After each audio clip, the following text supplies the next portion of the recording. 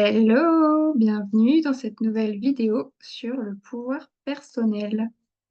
Alors, j'ai préparé un petit PowerPoint pour qu'on voit tout ça ensemble. Je voulais te faire voir un outil. Avant ça, je voulais te dire que cette vidéo me tient beaucoup à cœur parce que c'est très important de comprendre à quoi servent les outils et comment ça va pouvoir nous aider concrètement.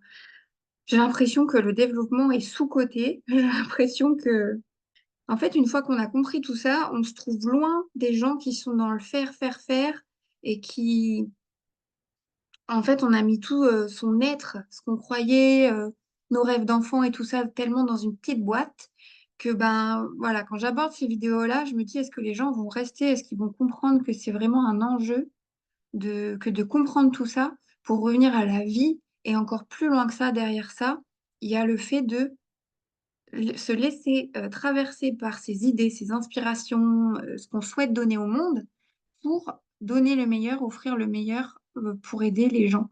Comme je dis souvent, c'est ma coach qui m'avait dit, on est la pièce du puzzle manquante pour quelqu'un. Donc c'est très important que tu puisses venir te reconnecter à ton qui suis-je, à ton pourquoi, à ton pouvoir personnel pour déployer, rayonner ce message. Tu as une vision unique du monde. Tu es ce dont le monde a besoin, parce que tu es ce dont le monde a manqué selon toi, selon ta carte du monde, selon tes observations, ton vécu, etc. Si tu me découvres aujourd'hui, je suis là parce que j'ai eu un accident de voiture en 2009. Mon petit frère a eu un trauma crânien. Il a 21 ans aujourd'hui. Et c'est un combat de chaque instant que d'obtenir les codes de cette société, que de rentrer, de se sentir intégré, que de rentrer dans des relations, que de faire confiance à l'autre, etc. Il a connu un parcours, il a connu avant la rééducation, il a connu, comment ça s'appelle? La réanimation, hein, il a fait 23 jours de coma, ensuite de la rééducation, un parcours de soins, beaucoup, beaucoup de choses dans sa vie. Et là, en septembre, il a commencé une école, un CAP pour devenir facteur de piano, pour régler, réparer les pianos. Toujours, toujours, toujours, il a parlé du piano, il est connecté à ce truc-là en lui. Mais tout ce qui se passe autour vient créer du brouillard, de la confusion, et commence petit à petit à le déconnecter de cette chose-là, mais pas tout à fait, parce qu'il est quand même dans cette école et qu'il a quand même vraiment ce truc qui le fait lever le matin.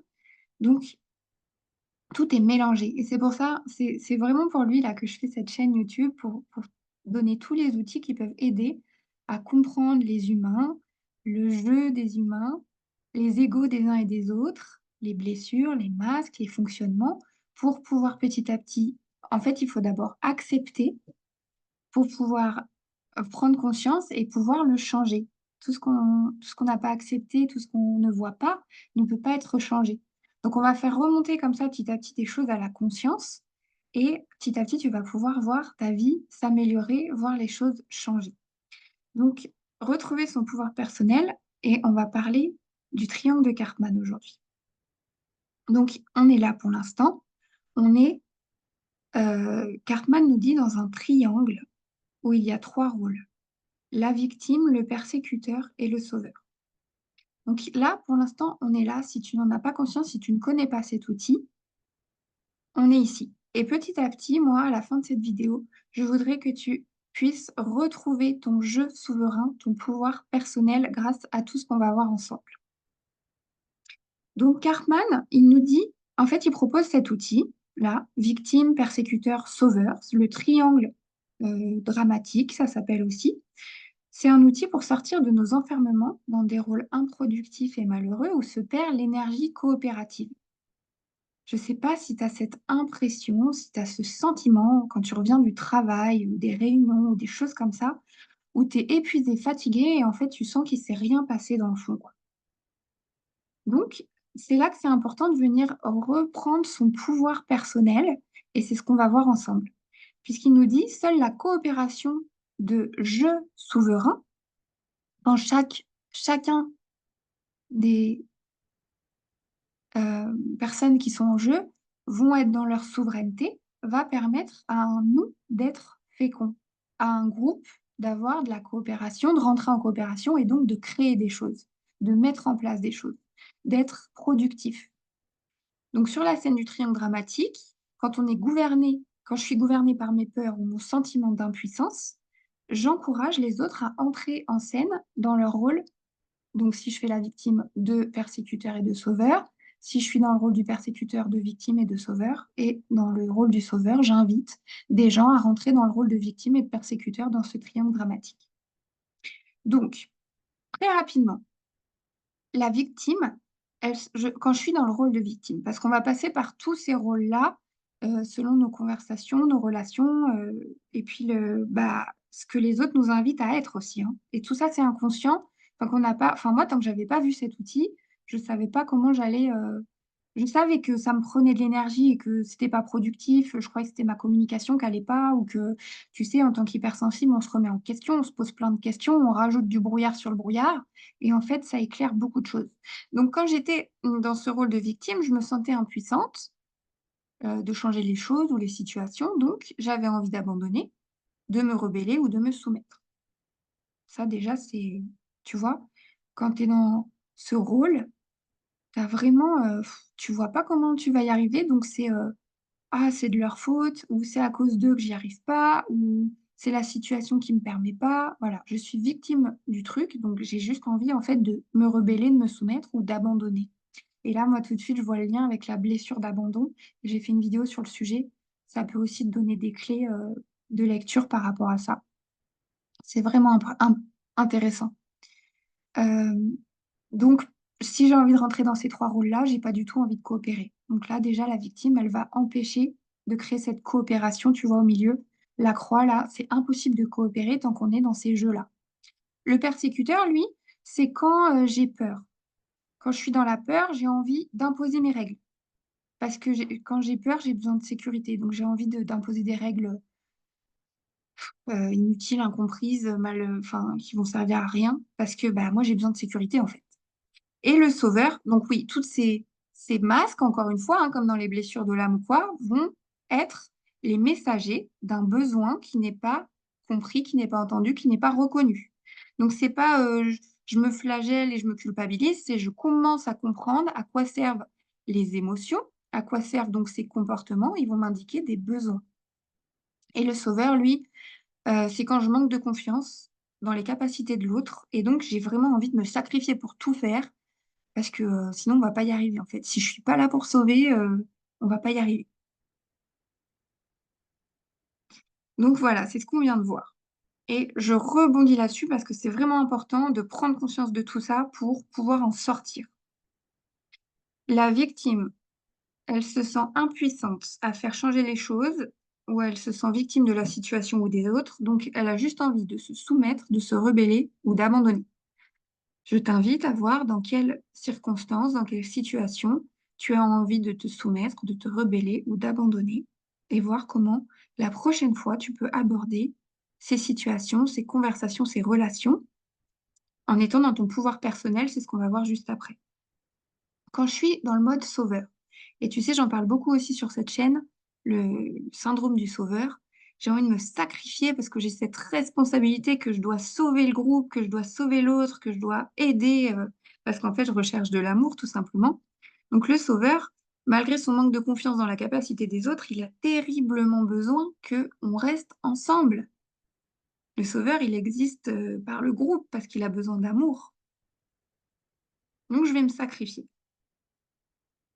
Et tout ça, encore une fois, c'est inconscient. Donc tout ce qui se joue là, tant qu'on n'a pas mis, on ne prend pas du recul, on n'a pas mis. Voilà, heureusement que Cartman, il a mis à jour cet outil incroyable pour que on puisse sortir de tout ça et enfin rentrer en coopération et enfin créer des choses et aller au-delà de tout ça. C'est vraiment, encore une fois, il y en a qui disent que l'ego n'existe pas ou que c'est pas mal ou qu'il faut pas le voir mal, mais voilà, quand j'ai découvert ça au début, je me dis, ah oui, en fait, c'est encore une histoire des égos des uns et des autres qui cherchent à se protéger.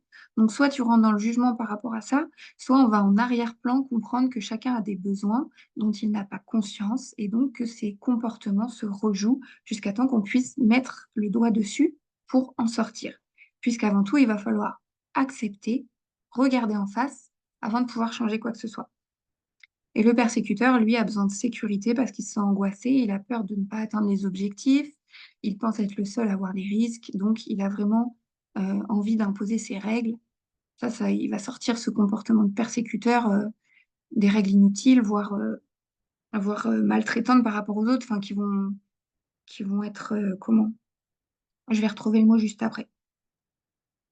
Donc, on va voir les 3 étapes pour sortir de ces jeux psychologiques, de ce triangle dramatique. Comme nous dit l'auteur, c'est comme le triangle des Bermudes qui engloutirait toute l'énergie créatrice pour rien. Donc, pour en sortir, retrouver son jeu souverain, comment on va faire? En fait, on va arrêter ce triangle, ici déjà, en prenant conscience que tant que j'estime que c'est l'autre qui est responsable de la situation, je me place encore dans ce triangle. Donc, je prends conscience, voilà, que ce triangle engloutit l'énergie qui pourrait être mise au service de la coopération. Et si je me suis sentie effrayée, impuissante ou abandonnée, c'est simplement reconnaître que j'avais besoin de sécurité, de liberté d'action ou d'amour. On va revoir qui a besoin de quoi juste après. Donc, premièrement, je prends la responsabilité de mes actes, de ma vie. Je remets ma couronne et je prends ma responsabilité par rapport à ce qui se joue. Et premièrement, je vois que j'ai mis en œuvre l'un de ces comportements et donc je vais commencer par l'accepter. Parce qu'accepter, c'est reconnaître et reconnaître, c'est pouvoir changer les choses. Et deuxièmement, je vais m'employer à incarner d'autres comportements pour répondre à mes besoins. Et donc, tout est là. Incarner sa souveraineté, comment on va faire? Alors, pardon.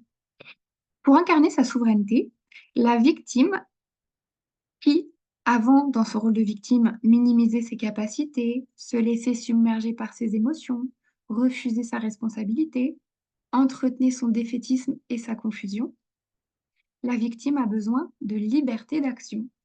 Donc, je choisis, quand je me vois dans ce rôle, quand je me vois endosser ce comportement, je choisis d'incarner mon je libre. Le héros, il appelle ça. Ça veut dire que je choisis de mettre en œuvre mon imagination, je choisis de proposer, je choisis de me laisser agir spontanément, de façon autonome, avec clarté et réalisme.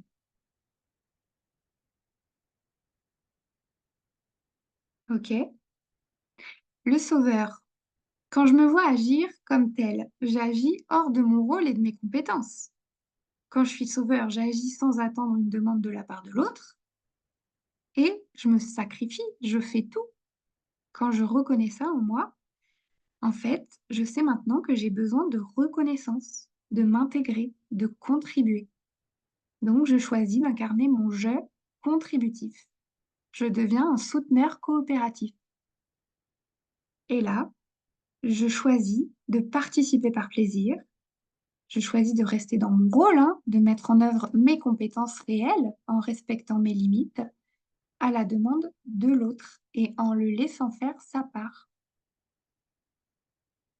Et puis pour le persécuteur, quand je me vois dans ce rôle et que je tente d'imposer des règles rigides, souvent difficiles à appliquer, impossibles, voire inutiles et parfois humiliantes, c'est le mot que je cherchais tout à l'heure. Ah, je vois ici que j'ai besoin de sécurité et donc je choisis d'incarner mon jeu harmonisant, devenir un leader coopératif.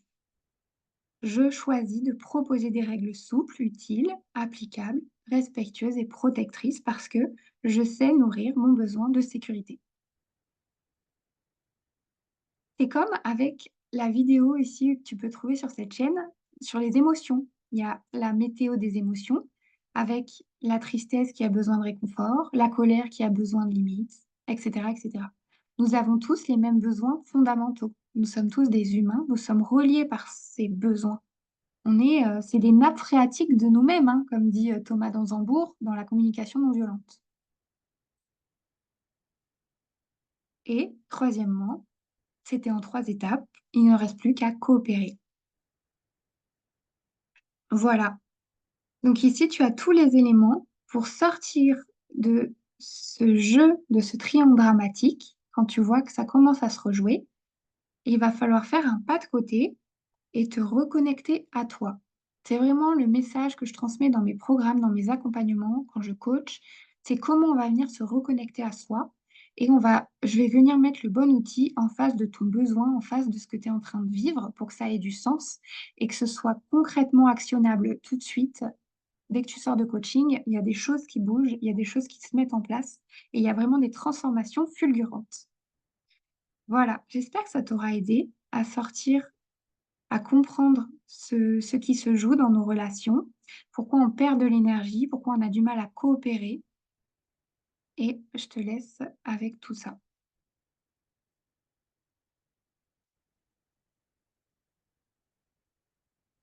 On se retrouve bientôt pour une nouvelle vidéo. Ciao!